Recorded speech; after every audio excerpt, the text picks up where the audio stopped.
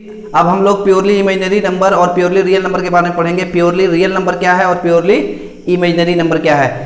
Complex number को हम लोग जेड से डिनोट करते हैं और ये क्या होता है, it is in the form of a plus i B.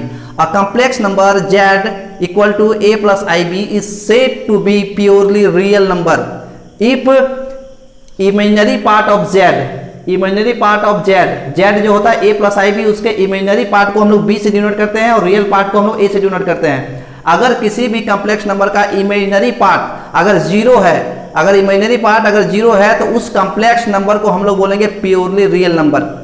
कोई कॉम्प्लेक्स नंबर है, उस कॉम्प्लेक्स किसी भी कॉम्प्लेक्स नंबर में दो पार्ट होता है, एक पार्ट होता है a और एक पार्ट होता है आई बी। a को बोलते हैं रियल पार्ट ऑफ z और b को बोलते हैं इमेजिनरी पार्ट ऑफ z। तो अगर किसी कॉम्प्लेक्स नंबर में b जीरो हो जाए तो उस कॉम्प्लेक्स नंबर को हम लोग क्या कहते हैं, प्योरली रियल नंबर। मतलब उसमें इमेजिनरी पार्ट जीरो होना चाहिए। अगर इमेजिनरी पार्ट जीरो है तो उस कॉम्प्लेक्स नंबर को हम लोग कहेंगे प्योरली रियल नंबर। और अगर एग्जांपल से हम समझते हैं, एग्जांपल से जैसे यहाँ पर 2, तो 2 कॉम्प्लेक्स नंबर है क्योंकि हम लोग 2 को लिख सकते हैं 2 प्लस 0i।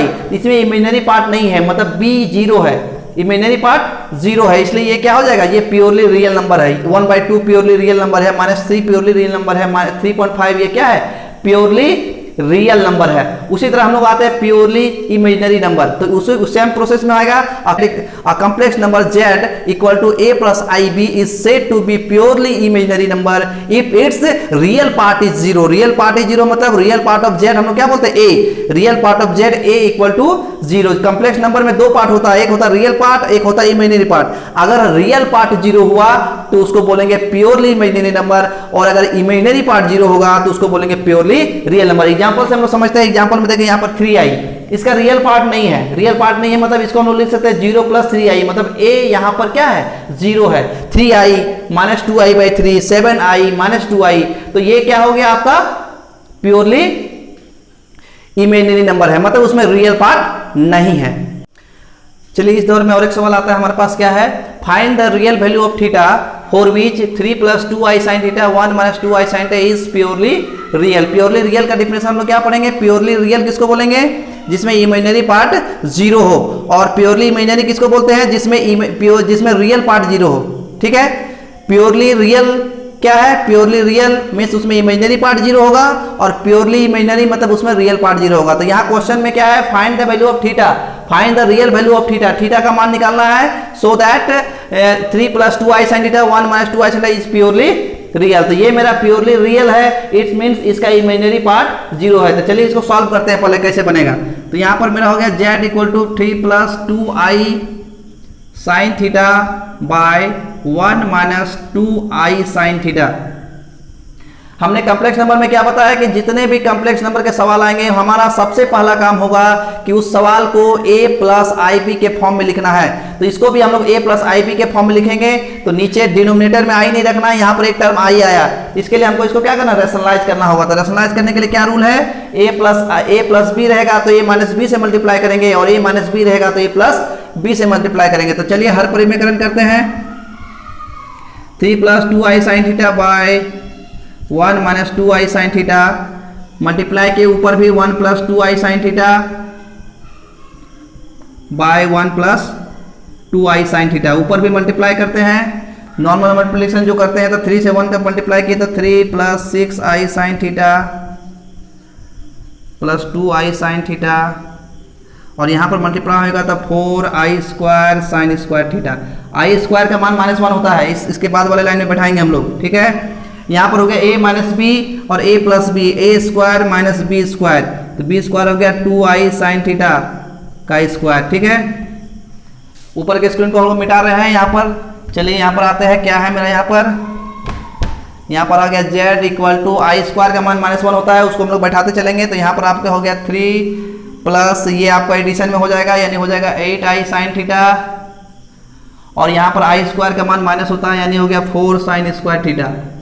ठीक है, उसके बाद आगे बढ़ते हैं। यहाँ पर 1² का 1 हो गया, -2² 4 हो गया sin² थीटा, और ये जो i² होगा, i² का मान हो जाएगा -1, तो इसको प्लस कर देते हैं। ठीक है, इसको a + ib में करना है। a वाले टर्म को जिसमें i नहीं है उसको एक साथ रखेंगे, और जिसमें i है उसको एक साथ रखेंगे। तो यहाँ पर आपको हो गया 3 - 4 sin² थीटा, और ये हो गया प्लस 8i साइन थीटा, इतना हो गया।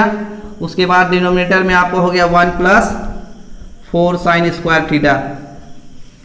उसके बाद डिस्ट्रीब्यूट कर देते हैं डिनोमिनेटर टर्म को, यहाँ पर हो गया 3 minus 4 sine square theta by 1 plus 4 sine square theta, यहाँ पर हो जाएगा 8i साइन थीटा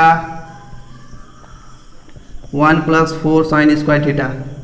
तो यहाँ से आपको a पता चल गया और b पता चल गया। a आपका क्या हो गया, a आपका हो गया 3 minus 4 sine square theta by 1 plus 4 sine square theta, और b आपका हो गया i को छोड़कर 8 sine theta by 1 plus 4 sine square theta.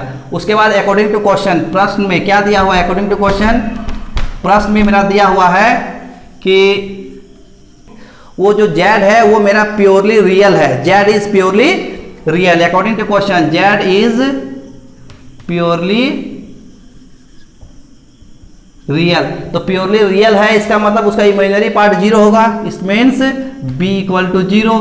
तो b मेरा 0 होगा, तो b मेरा कितना निकला 8 sine theta by 1 plus 4 sine square theta equal to 0। ठीक है, तब इसको मिटा देते हैं हम, अब आवश्यकता खत्म हो गया। अब यहाँ पर क्रॉस, यहाँ से होगा क्या होगा 8 sine theta equal to 0, cross multiplication हो गया। यहाँ से आपको हो गया साइन थीटा इक्वल टू 0, तो यहाँ से आपका हो गया थीटा इक्वल टू 0। ये क्लास 10 तक थीटा इक्वल टू 0 क्या होगा, क्लास 10 तक। लेकिन हम लोग अभी 11 क्लास का पढ़ रहे हैं, आप लोग ट्रिग्नोमेट्रिक में चैप्टर में पढ़ेंगे कि साइन थीटा इक्वल टू 0 तो theta equal to n pi. Theta equal to क्या होगा आपका n पाई होगा, where n belongs to z। n क्या है, इंटीजर है। इंटीजर मीन्स 1 2 3 4 5 6, इधर 0 -1 -2 -3 ये होगा। तो थीटा इक्वल टू n पाई, ये आपका सोल्यूशन हुआ। यहाँ पर हमारे पास एक सवाल है, find the real value of x and y for which इतना इक्वल टू इतना। ये दो कंप्लीट यहाँ पर है, एक एक्सप्रेशन दिया हुआ है और यहाँ पर हमको बोला गया कि x और y का मान निकालना है। तो चलिए हम लोग सॉल्व करते हैं। यहाँ पर एक्सप्रेशन है मेरा 1 minus i x plus 1 plus i y equal to 1 minus 3i। ठीक है, इसको अपने सॉल्व करते हैं। हमने क्या बताया था, प्रत्येक कॉम्प्लेक्स नंबर को कि हम लोग उसको a प्लस आई बी के रूप में लिखेंगे। राइट साइड मेरे a प्लस आई बी के रूप में है, लेफ्ट साइड को भी हम लोग करेंगे a प्लस आई बी में। तो चलिए करते हैं। यहाँ से आपको हो गया x minus i x plus y plus i y equal to 1 minus 3i। यहाँ से क्या करेंगे, यहाँ से जिसमें जिसमें i है उसको एक साथ रखेंगे और जिसमें जिसमें i नहीं है उसको एक साथ रखेंगे। तो यहाँ पर हो जाएगा आपका x प्लस वाई, ये दोनों में हो गया, और इसमें i कॉमन आ गया।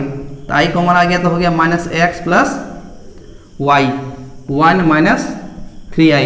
दो कॉम्प्लेक्स नंबर तभी इक्वल होगा जब इसका रियल पार्ट्स इक्वल होगा और इमेजिनरी पार्ट इक्वल होगा। इधर लेफ्ट साइड में भी एक कॉम्प्लेक्स नंबर है a plus i b, right side में भी एक कॉम्प्लेक्स नंबर है a plus i b. Plus है मैंने यहाँ पर b माइनस हो जाएगा -3। ठीक है, तो राइट लेफ्ट साइड में भी एक कॉम्प्लेक्स नंबर है, राइट साइड में भी एक कॉम्प्लेक्स नंबर है।